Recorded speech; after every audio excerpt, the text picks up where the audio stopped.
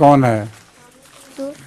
سورۃ الحج آیت نمبر 40 اور 41 جس میں ہے جہاد کی اجازت دی. کون ہے یہ بولنے والا؟ ناصرہ.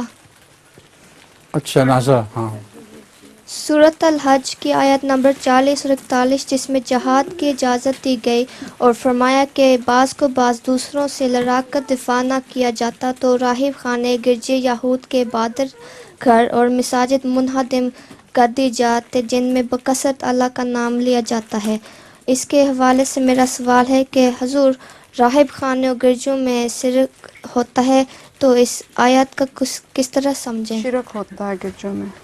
راہب خانوں میں کس نے بتایا آپ کو شرک ہوتا ہے؟ کوئی شرک نہیں ہوتا. راہب خانوں میں اول تو شرک نہیں ہوتا، دوسرے اس آیت کا مفہوم یہ ہے ہی نہیں جو تم سمجھ رہی ہو. مسلمانوں کو یہ ہدایت نہیں ہے کہ اس میں جائیں.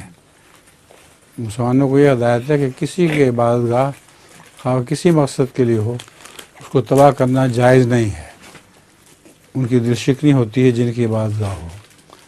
جو رسول کریم صلی اللہ علیہ وسلم نے بعضوں کو راہبوں کو لکھ دیا تھا یہ کہ فلاں گرجا گھر جو ہیں فلاں جگہ کے ان کو برباد نہیں کرنا.